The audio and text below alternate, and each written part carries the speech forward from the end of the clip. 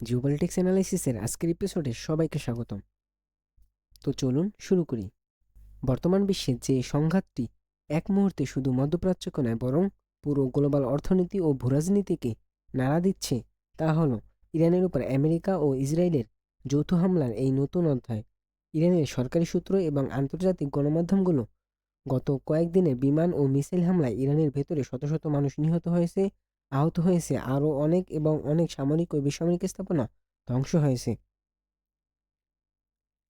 এই সংঘাতকে অনেকেই সরল ভাষায় ইরান বনাম আমেরিকা ইসরায়েল বলে দেখালেও বাস্তবতা তার চেয়ে অনেক বেশি জটিল। এখানে জড়িয়ে আছে অন্তত 4টি স্তর। প্রথমত, ইরানের ভেতরে রেজিম চেঞ্জ বা শাসক পরিবর্তন, দীর্ঘদিনের পরিকল্পনা। দ্বিতীয়ত, ইরানের মিসাইল এবং সম্ভাব্য পারমাণবিক সক্ষমতাকে ভেঙে দেওয়ার লক্ষ্য। তৃতীয়ত, উপসাগরীয় আরব দেশগুলো এবং ইসরায়েলকে নিরাপত্তা আশ্বাস দেখানো। এবং চতুর্থত, তেল ও গ্যাসের গ্লোবাল সাপ্লাই চেনের উপর নিয়ন্ত্রণ নিয়ে এক ধরনের অর্থনৈতিক যুদ্ধ।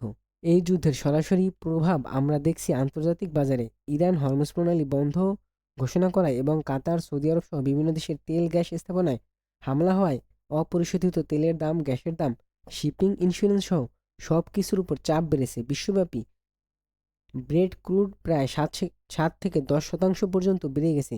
ইউরোপের গ্যাস মার্কেটেও অস্বাভাবিক লাভ দেখা যাচ্ছে। আর যুক্তরাজ্য সহ অনেক দেশে সাধারণ মানুষের গ্যাস বিল হঠাৎ দ্বিগুণের কাছাকাছি পৌঁছে যাচ্ছে। আজকের আলোচনায় আমরা 3টি বড় বিষয়কে কেন্দ্র করে পুরো চিত্রটি বোঝার চেষ্টা করব। প্রথমত, আমেরিকা ও ইসরায়েল ইরানে স্থলাভিযান চালানোর জন্য কী ধরনের সামরিক ও রাজনৈতিক প্রস্তুতি নিচ্ছে এবং তাদের স্ট্র্যাটেজিক লক্ষ্য কী। দ্বিতীয়ত, ইরান কিভাবে প্রতিরোধ গড়ে তুলছে ভিতরে ও বাইরে, এবং হরমুজ প্রণালী ও আঞ্চলিক জোট রাজনীতিকে কিভাবে ব্যবহার করেছে।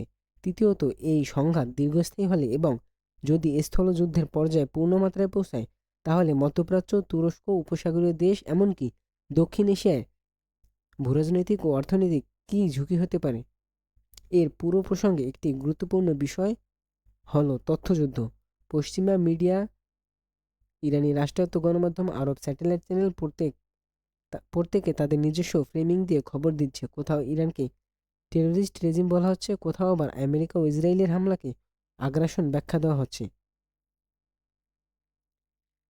তাই আমরা চেষ্টা করব যতটা সম্ভব তথ্যের উৎস উল্লেখ করে আপনাদের সামনে একটি বিশ্লেষণাত্মক কিন্তু স্থিতিশীল ছবি তুলে ধরার, যাতে আবেগের চেয়ে তথ্য ও রাজনৈতিক যুক্তি বেশি গুরুত্ব পায়। আমাদের সকল রেফারেন্সের লিঙ্ক প্রথম কমেন্টে দেওয়া থাকবে। এই সংঘাতের সবচেয়ে বড় রাজনৈতিক প্রশ্ন হলো, আমেরিকা ও ইসরায়েল কি শুধু ইরানের সামরিক ক্ষমতাকে দুর্বল করতে চায়, নাকি সরাসরি রেজিম চেঞ্জ পর্যন্ত যেতে চায়। ইসরায়েলের রাজনৈতিক নেতৃত্ব ও নিরাপত্তা বিশ্লেষকদের বক্তব্য থেকে পরিষ্কার বোঝা যাচ্ছে, 4 দশকের লবিং ও প্রস্তুতির পর তারা এখন ইরানে শাসন পরিবর্তনের দ্বারপ্রান্তে পৌঁছে গেছে বলে মনে করছে। ইরানের শীর্ষ নেতৃত্বের বিরুদ্ধে লক্ষ্যভিত্তিক হত্যাকাণ্ড, বিপ্লবী গার্ডের অবকাঠামোর উপর ধারাবাহিক আক্রমণ এবং রাষ্ট্রায়ত্ত মিডিয়া সহ স্বাভাবিক সেনাবাহিনীর কমান্ড কাঠামোগুলোতে হামলা সবকিছুই এই রেজিম চেঞ্জের এজেন্ডা অংশ। আমেরিকার আনুষ্ঠানিক ভাষ্য কিছুটা বেশি সতর্ক। সেখানে বলা হচ্ছে, মূল লক্ষ্য হলো ইরানের ব্যালিস্টিক মিসাইল ক্ষমতা এবং পারমাণবিক স্থাপনাগুলোকে আঘাত করা, যাতে ইরান মধ্যপ্রাচ্য এবং ইসরায়েলের বিরুদ্ধে অসহনীয় হুমকি হিসেবে দাঁড়াতে না পারে। তবুও রুকিংস, সিআরএফ, নিউ ইয়র্ক টাইমস এর মতো থিঙ্ক ট্যাঙ্ক ও বিশ্লেষকরা সতর্ক করেছেন, আক্রমণের ধরনের এবং লক্ষ্যবস্তু দেখে বোঝা যাচ্ছে এটি শুধু সীমিত সামরিক অপারেশন নয়, বরং ইরানের রাজনৈতিক ব্যবস্থাকে নরম বা ভেঙে দেওয়া দীর্ঘমেয়াদী পরিকল্পনার। ইরানের দৃষ্টিতে বিষয়টি ঠিক উল্টো। তাদের মতে এই হামলার লক্ষ্য হলো ইসলামী প্রজাতন্ত্রকে ভিতর থেকে ভেঙে ফেলা, তাদের বিপ্লবী পরিচয়কে মুছে ফেলা এবং ইরানকে আবারও পশ্চিমাপন্থী নরম সরকারের হাতে তুলে দেওয়া। এজন্যই তারা এই যুদ্ধে ইরাক অভিযান, লিবিয়া বা সিরিয়া পরিস্থিতির পুনরাবৃত্তি দেখতে পাচ্ছে, যেখানে প্রথমে WMD বা মানবাধিকারকে অজুহাত হিসেবে ব্যবহার করে পরবর্তীতে পূর্ণাঙ্গ রেজিম চেঞ্জ করা হয়েছিল। ইসরায়েলি নেতৃত্বের বক্তব্যে একটি দ্বৈততা দেখা যায়। একদিকে তারা বারবার বলছে তাদের জন্য আসল হুমকি হলো ইরানের স্লোগান ও আদর্শ, অর্থাৎ আমেরিকা বিরোধী ও ইসরায়েল বিরোধী বিপ্লবী অবস্থান। অন্যদিকে উত্তর কোরিয়ার মতো আরেক পারমাণবিক রাষ্ট্রকে তারা তুলনামূলকভাবে কম হুমকি হিসেবে দেখাচ্ছে, কারণ উত্তর কোরিয়া সরাসরি ইসরায়েল বিরোধী জিহাদি স্লোগান তুলে না। এই ধরনের বচন দেখায় বিষয়টি শুধু সামরিক ক্ষমতায় নয় বরং আইডিওলজিক্যাল সংঘাত। সামরিক দিক থেকে প্রথম ৩-৪ দিন মূলত আকাশপথে যুদ্ধ পরিচালিত হয়েছে। মার্কিন B-52 এবং অন্যান্য ভারী বোমারু বিমান, stealth jet, cruise missile, Israeli fighter jet ও লং রেঞ্জ ড্রোন একসাথে ব্যবহার করে ইরানের air defence, missile site, radar ও কমান্ড সেন্টারগুলোর উপর ব্যাপক হামলা চালানো হয়েছে। ইরানের ইস্পাহান, বুশেহার, খুজেস্তান, তেহরানের একাধিক প্রবেশে সামরিক স্থাপনা ও প্রতিরক্ষা শিল্প কমপ্লেক্স লক্ষ্যবস্তু হয়েছে। আমেরিকা দাবি করছে তারা ইরানের নৌবাহিনীকে প্রায় অকার্যকর করে দিয়েছে। ইরানের হাতে সীমিত সংখ্যক frigate, corvette, fast attack craft, petrol boat এবং ডিজেল ইলেকট্রিক সাবমেরিন ছিল, যেগুলোর বেশ কয়েকটি ধ্বংস বা ক্ষতিগ্রস্ত হয়েছে বলে মার্কিন সামরিক সূত্র জানাচ্ছে। তবে ইরানের ছোট দ্রুতগামী নৌকা ও ড্রোনবাহী রণতরী, যেগুলো হরমুজ প্রণালীতে ঝাঁকে ঝাঁকে ট্যাঙ্কার আক্রমণ করতে পারে, সেগুলো পুরোপুরি নির্মূল হয়েছে কিনা তা নিয়ে এখনও প্রশ্ন রয়েছে। ইসরায়েলের ভেতরে 1500 এর বেশি বার রেড অ্যালার্ট সাইরেন বাজানোর মতো পরিমাণে মিসাইল ও ড্রোন নিক্ষেপ হয়েছে, যার একটি অংশ ইসরায়েল ইউএস গালফ যৌথ এয়ার ডিফেন্স মিসাইল সিস্টেম দ্বারা আটকানো গেছে। কিছু মাটিতে পরে ক্ষয়ক্ষতি করেছে। এসব পাল্টা হামলা একটি গুরুত্বপূর্ণ বার্তা দেয়। ইরান আকাশ যুদ্ধের প্রথম ধাক্কায় দুর্বল হলেও তাদের মিসাইল ও ড্রোন ক্ষমতা সম্পূর্ণ ভেঙে পড়েনি। এদিকে ইরান তার নিজস্ব ড্রোন ব্যবহার করে সৌদি আরব, কাতার, ইরাক, বাহরাইন, ইসরায়েল, সাইপ্রাস ইত্যাদি জায়গায় মার্কিন ও ইসরায়েলি ঘাঁটি ও ইনফ্রাস্ট্রাকচারের উপর সিরিজ আক্রমণ চালাচ্ছে। কাতারের র্যাস লাফান ও মাসাইদে ড্রোন হামলায় এলএনজি উৎপাদন বন্ধ হওয়ায় গ্যাস মার্কেট আরও অস্থির হয়ে উঠেছে। হরমুজ প্রণালী পারস্য উপসাগরকে বাহিরের সমুদ্রের সাথে যুক্ত করা একটি সরু গলা, যার উপর দিয়ে বিশ্বের মোট তেল রপ্তানি প্রায় 1/5 এবং বৈশ্বিক এলএনজি ট্রেডের বড় অংশ পাড়ি দেয়। ইরান এই প্রণালীকে সাময়িকভাবে বন্ধ ঘোষণা করে এবং কয়েকটি তেল গ্যাসবাহী জাহাজে হামলা চালিয়ে মূলত একটি এনার্জি চোক পয়েন্ট হিসেবে ব্যবহার করেছে। এর ফলে শত শত ট্যাঙ্কার উপসাগরের ভেতরে আটকা পড়েছে। শিপিং ইন্স্যুরেন্স রেট বেড়েছে এবং ইউরোপ, এশিয়ার অনেক দেশ জরুরি বিকল্প রুট ও সাপ্লাই নিয়ে চিন্তিত।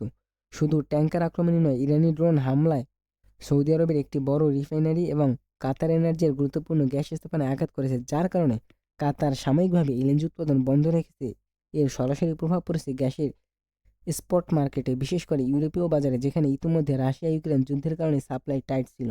এই পরিস্থিতিতে চীন সহ এশিয়ার বড় ভোক্তা দেশগুলো ইরানের উপর চাপ দিচ্ছে যাতে তারা তেল ও গ্যাসবাহী জাহাজে সরাসরি আক্রমণ থেকে বিরত থাকে।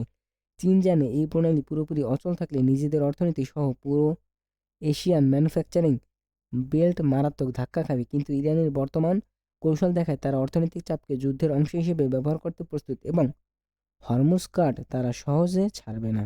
শুধু মধ্যপ্রাচ্য নয়, যুক্তরাজ্য গ্যাসের খুচরা মূল্য অস্বাভাবিক গতিতে বাড়ছে। ইউরোপীয় ইউনিয়ন জরুরি গ্যাস মজুদ সক্রিয় করার কথা ভাবছে এবং এশিয়ার কিছু দেশ বাধ্য হচ্ছে অধিক মূল্যে স্পট কার্গো নিতে। এতে দীর্ঘমেয়াদী ইনফ্লেশন ও জীবনযাত্রার খরচ আরও বেড়ে যাওয়ার ঝুঁকি রয়েছে।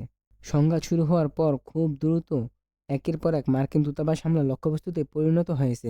সৌদি আরব, কুয়েত, জর্ডান, ইরাক, বাহরাইন ও আরও কয়েকটি দেশে ইরান সমর্থিত গোষ্ঠী বা সরাসরি মিসাইল বা ড্রোন আক্রমণের হুমকির কারণে দূতাবাস আংশিক বা পুরোপুরি বন্ধ করা হয়েছে। যুক্তরাষ্ট্র ইতিমধ্যে কুয়েত, জর্ডান ও কিছু উপসাগরীয় দেশে তাদের নন এসেনশিয়াল পার্সোনাল এবং পরিবার বর্গকে সরিয়ে নেওয়ার নির্দেশ দিয়েছে। এই দুটি বার্তা দেয় প্রথমত, যুদ্ধ শুধুই ইরান ইসরায়েল সীমাবদ্ধ থাকছে না, বরং পুরো উপসাগরীয় অঞ্চলে ছড়িয়ে পড়েছে। দ্বিতীয়ত, মার্কিন প্রশাসন নিজেই ধরে নিচ্ছে এই সংঘাত দীর্ঘস্থায়ী হতে পারে এবং তাদের সামরিক ঘাঁটি ও দূতাবাসগুলো ক্রমাগত আক্রমণের ঝুঁকিতে থাকবে।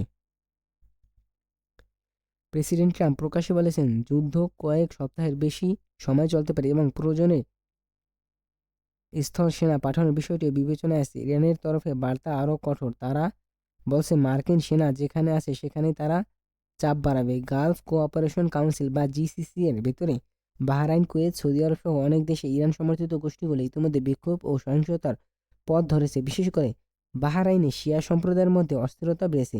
এর ফলে জিসিসি দেশগুলো যৌথভাবে নিরাপত্তা বাহিনী মোতায়েন ও নিজেদের ভেতরে ইরান ফ্যাক্টর মোকাবেলার পরিকল্পনা করছে।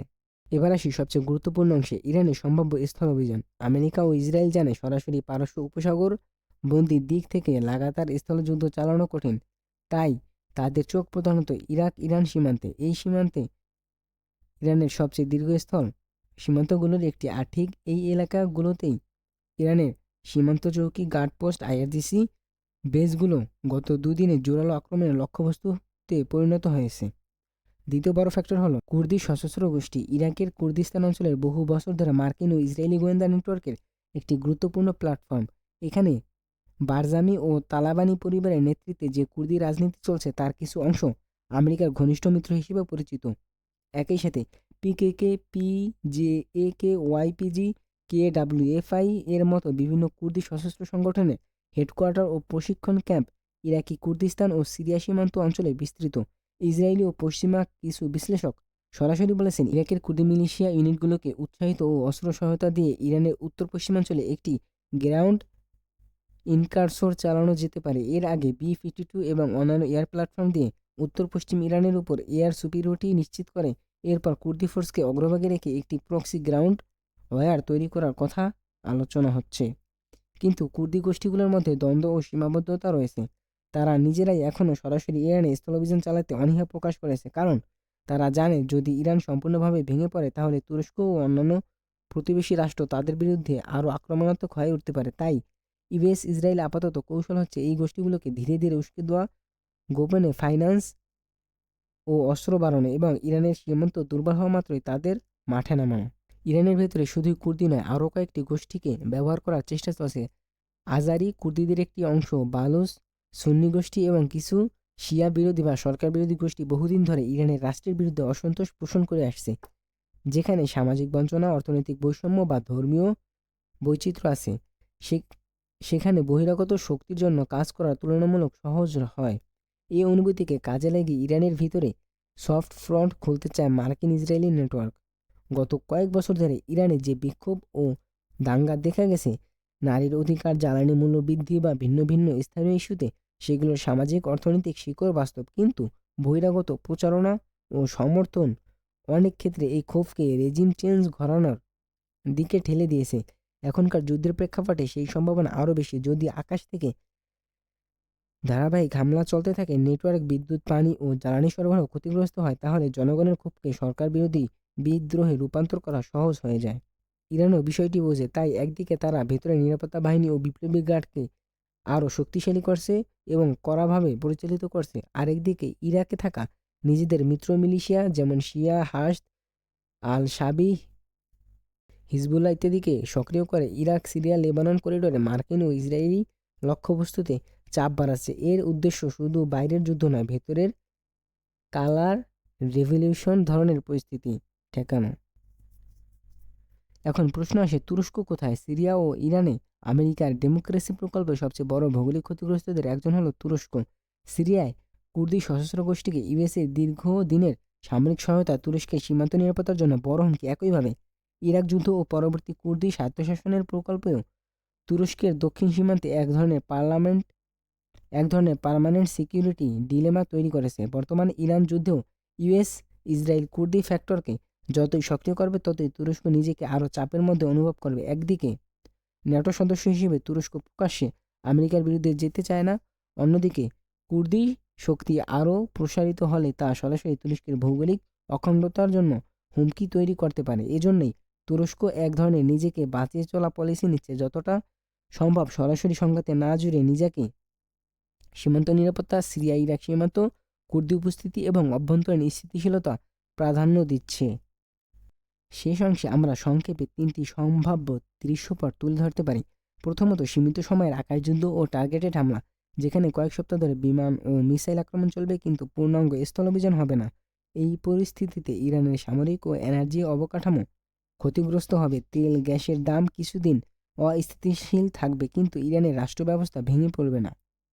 দ্বিতীয়ত, সীমিত বা প্রক্সি ভিত্তিক স্থল অভিযান, যেখানে কুর্দি সশস্ত্র গোষ্ঠী ও ইরানের ভিতরের কিছু বিদ্রোহী গ্রুপকে ব্যবহার করে উত্তর পশ্চিম ও সীমান্ত এলাকায় নিয়ন্ত্রিত অস্থিরতা তৈরি করা হবে। এতে দীর্ঘমেয়াদী গৃহযুদ্ধ, গেরিলা সংঘাত ও সীমান্ত সন্ত্রাস বাড়তে পারে, যা ইরাক